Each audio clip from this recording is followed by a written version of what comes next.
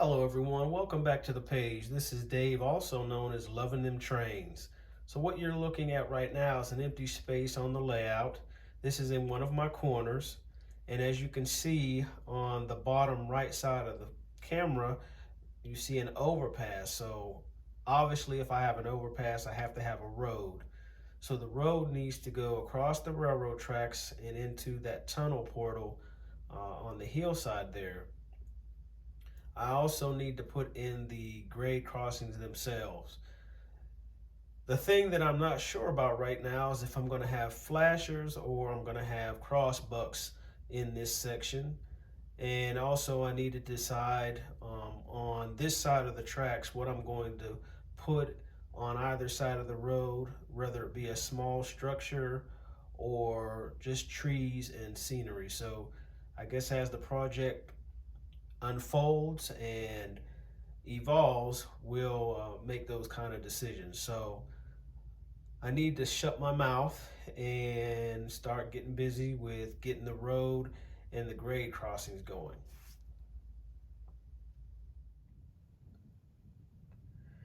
All right, for this particular area, I'm going to use these grade crossings by Blair Line. They're curved, and I think for where they're going to be located on the layout, they'll really look good. Of course, I need to weather them by staining them. I'll probably cut some chunks out to show deteriorated and rotted wood and the wear and tear from the traffic that crossed the tracks. But that shouldn't be too difficult. Okay, so we're back with the grade crossing planks put in place. And for some reason, it wasn't the easiest install here. I had to trim a lot more away from the two inside planks on the outside of those than I did on the other one, which was the same radius, which is 054. I'm not quite sure why. Maybe it's where I put it actually on the curve. But anyway, they're in the clearance as well. The cars go through just fine on both sides. No problem.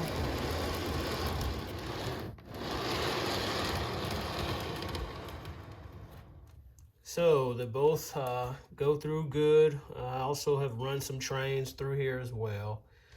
I also had decided not to chip up the planks like I did in other grade crossings, only because from the viewing angle, you're not going to see back here like that.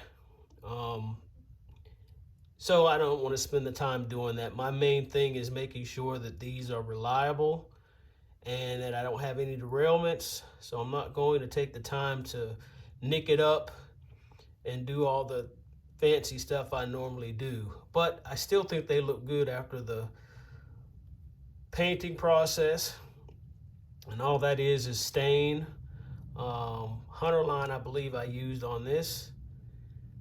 And when I did shave back the planks so that the wheels could clear, I did have to go back in and touch up those sides. So I think at this point, running trains through different trains just to make sure we have no issues, I can go ahead and start the road work and get that going. So that's what I'm going to do next. All right, so this is what I ended up getting to replace the single tunnel portal that I had.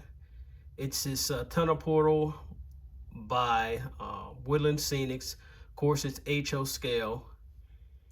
And it says that it's 7 inches wide, which I can tell you now that's not going to be wide enough to go over the grade crossing or to go the length of the grade crossing, but it will work because it's further back in the layout, and it'll give a bit of distance from the viewer. So I'm not concerned about it, but we'll go ahead and get this out of the box and see what it looks like in place.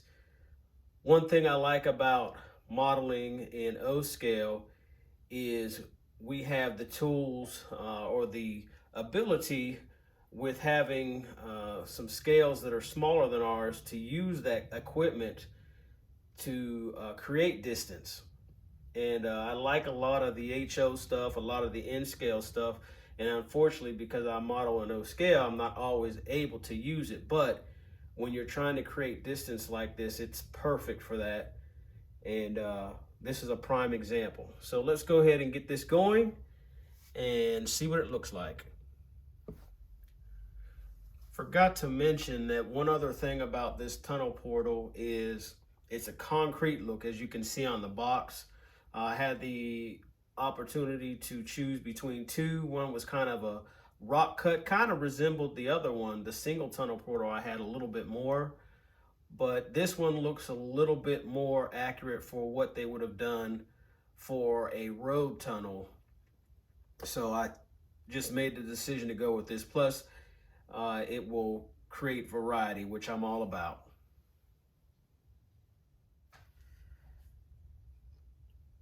Okay, back with more progress.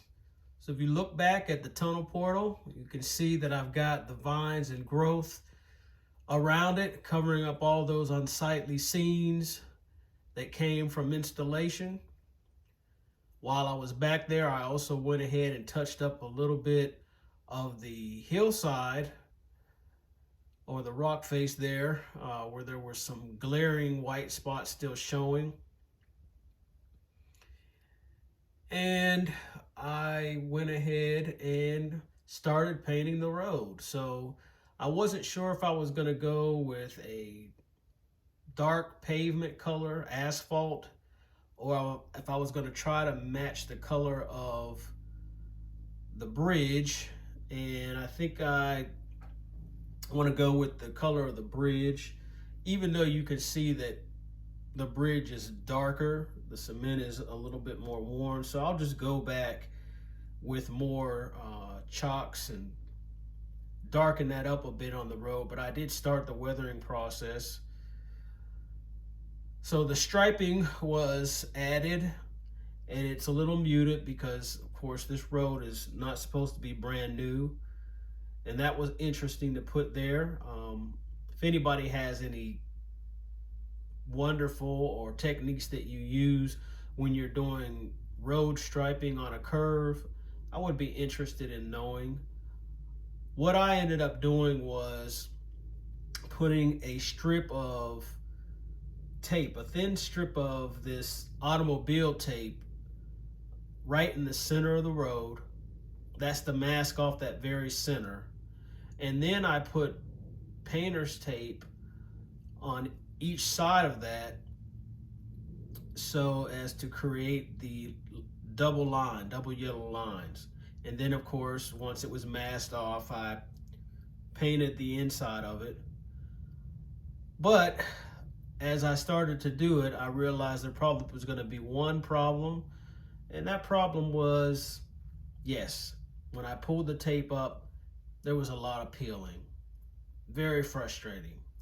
So then you have to go back in and try to cover those marks up, which I think, I did okay with it, but yeah, it's interesting. So if there's another way, I would love to have it, but I know that most of it has to do with the material that I used to paint. It was just some Woodland Scenics cement color, and I mixed in a bit of gray acrylic, and I like the way it looks, but like I said, I'll go ahead and weather it some more. So got the road going. I'm happy the direction it's going right now. And then as I was looking at it, I said something's missing, and I hadn't had any ballast put on the track, so I went ahead and ballasted this area here with track. There was some switches, or a switch that needed wired up there. I think that's why I didn't have it down, but since that switch has been wired, so I don't think there's anything back there I need to do that would make the ballast be in the way. So, and back there, so far back, I don't secure the ballast anyway. Nobody's going to be reaching back there, and there's no reason that it's going to be jolted around. And that's pretty much how I go about the layout anyway. I don't, if I can help not securing something because it's not going to be handled or messed around with, I just don't do it. But anyway, I think we're moving right along. So at this point, the next thing that has to be done is a bit of scenery around the areas of the road. I obviously have to decide on what kind of crossings I'm going to put at the grade, and also I'm going to need some type of guardrail so people don't fall off that steep hillside. So we'll get that going and we'll be back. So I started putting things back in place, mainly this coal tipple that you see in front of you. And right now it's removable. It is lighted, but right now I don't have it lit, of course. But the hillside in front of it, which was kind of a rush deal, I feel like I'm going to have to tack this in order to complete the entire scene. So the project has been extended. Still not sure exactly what I want to do, but I'm thinking on either side of the building, I'm going to have some rock cuts because those sides of the hillside are more vertical. And then the justification of that can come that at one point in time, that part of the hillside was connected to the back hillside and the railroad daylighted it. So there's still some rock left on this hillside. I'm going to move the camera so you can see what my dilemma is. This coal tipple was actually meant to go directly into a hillside, but because I have the two tracks between the coal tipple and the back hillside, I had to be creative and get some height for that top level of the coal tipple. I just really like this coal tipple. It's actually by BTS. So I wanted to use it, but I had to be creative in doing so. So I think we're going to have to do some modifications here. So I'll start this and figure out what I'm going to do here. All right, here's the view from behind the coal tipple where the tracks go underneath the bridge. So a couple of years ago, I decided to go ahead and extend the bridge because it was a little bit short, and put a hole in the back hillside there on the right for the workers to come through to go to the tipple. Now typically there would be a hillside without tracks in the front of them, and the coal tipple would be a lot closer to the hillside. But to make this work, this is what I had to do. But I had to have the elevation that you see on the left, that hillside, to justify having this tipple here. So like I said, it's served the purpose and it's okay, but I just want to make it better. So I think I'm going to go ahead and do some rock work on it.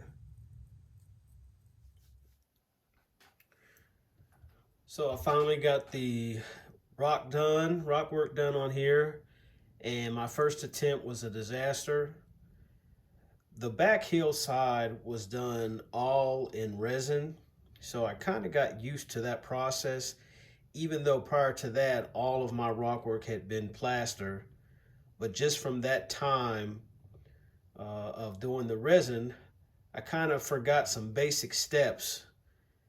So this process that I thought would take me, you know, maybe an hour, a little over an hour, ended up taking me almost 3 hours, trying to correct little things and almost kind of relearn. So I guess at this point, I probably will have to start writing the steps down and coming back to them. And that'll be fine. There's just so many different techniques and things out there and ways to do different things that sometimes you do forget if it's a while between when you do the work. But anyway, I think it's pretty good. As you can see, it is a mess. I have to do some vacuuming and cleaning up.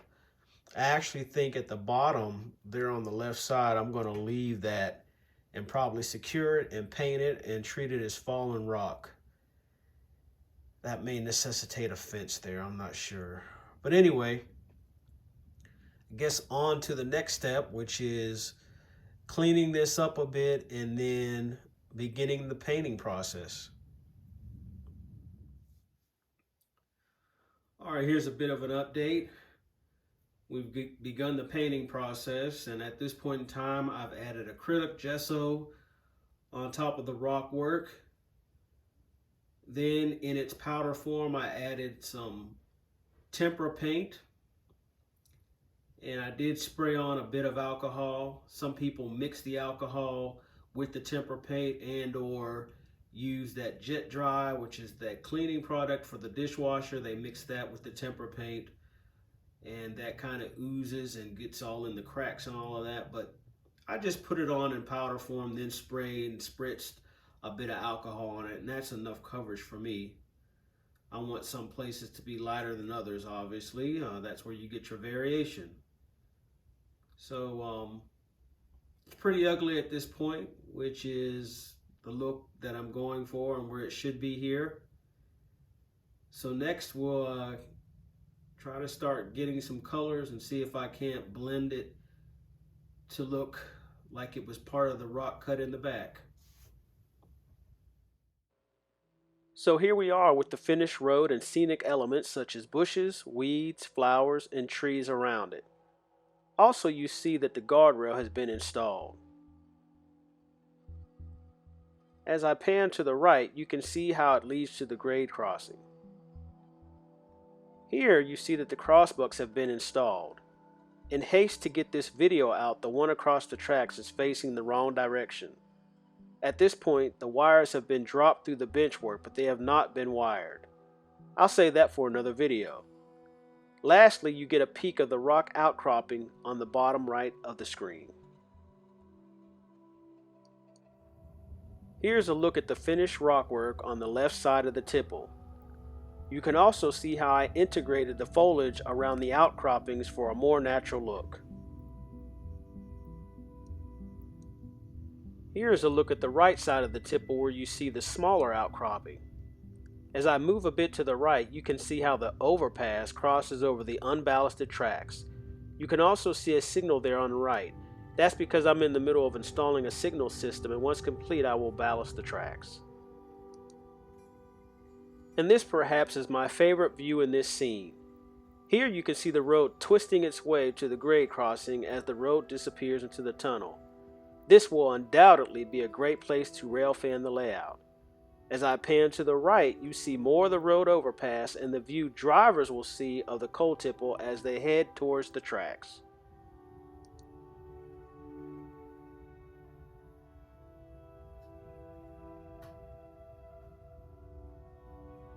Now I will pan across the entire new scene, catching a few new areas. I know this update was a bit long, but due to the unforeseen work done at the coal tipple, the project had to be extended. Anyways, that's going to do it for this layout update. I hope that you found it informative, helpful, and entertaining. Please drop a comment and like the video. Also, if you haven't already done so, please subscribe to the channel. Stay tuned for more content, but until next time, later y'all.